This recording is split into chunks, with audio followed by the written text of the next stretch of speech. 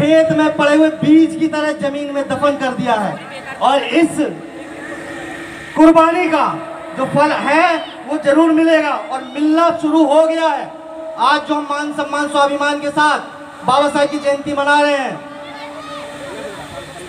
तो उसके पीछे एक महानायक मान्यवर साहब कांशीराम जी का अगर हम जिक्र ना करें तो सारी जयंती मनाना अधूरा है।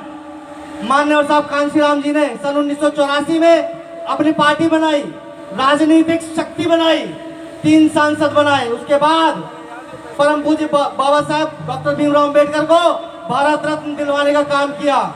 तो ये जो देन है, उसके साथ साथ दूसरी मांग उन्होंने रखी थी कि मुझे इस संसद भवन में, देश का जो संसद है जहां से सर्व समाज के भलाई के लिए कानून बनते हैं, और जिस बाबा साहेब ने जो कानून बनाया जिससे पूरा भारत देश चल रहा है, इन बाबा साहेब की कहीं प्रतिमा नहीं है, कहीं कोई मूर्ति नहीं है।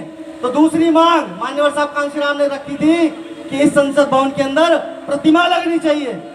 और तीसरी मांग रखी थी हमारे ओबीसी समाज के जो लोग हैं जिनकी आबादी 52% है, कहने के लिए 52% है, लेकिन आज तक इस देश की जो सत्ता शासन रहे हैं उन लोगों ने कभी उनको 52% का हक दिया नहीं था।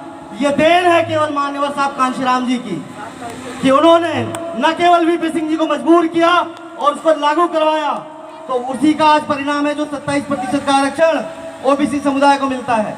इसलिए हम कहते हैं जो बीएसपी है वो कोई मिशन मूवमेंट है, वो कोई राजनीतिक पार्टी नहीं है। राजनीतिक पार्टी को केवल 1% है, 99% मिशन और मूवमेंट है।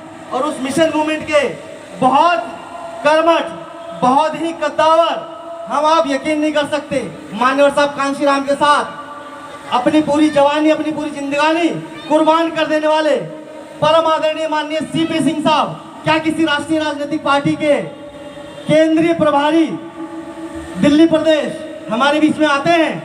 कभी नहीं आते।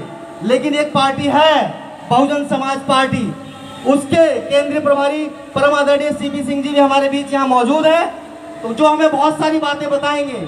और यहाँ के मेरे जितने भी सम्मानित साथी हैं, मुझे तो जानते ही होंगे कि जब जागो तब सवेरा युवाओं और महिलाओं के लिए खास संदेश है कि हमारा भला कोई और नहीं कर सकता, हमारा भला हमें खुद अपने आप करना पड़ेगा। आपको खुद जुड़ना होगा, संगठित होना होगा। हम चाहे कोई भी है, सर्व समाज में किसी भी समाज से आते हो, SC, ST, OBC और रिलीजियस माइनॉरिटी या जनरल, सर्व समाज के बहुजनों की एकमात्र राष्ट्रीय राजनीतिक पार्टी है, उसके साथ हमें जुड़ना होगा। और बाबा साहेब की जो शिक्षा है, उंगली का जो इशारा है कि जाओ संसद पे जाके कब्जा करो, तब तुम्हें तुम्हारे हक अधिकार मिलेंगे। उन हक अधिकारों को प्राप्त करने के लिए हम सबको संगठित होना पड़ेगा। और मेरे सम्मानित साथी बैठे हुए हैं, बहुत सारे सीनियर लोग बैठे हैं, तो अपना समय में उनको देता हूँ। जय भीम, जय बसपा, भारत का संकल्प, बसपा ही विकल्प। धन्यवाद भाई गोविंद जी, आपने अपने मौके की बात रखी।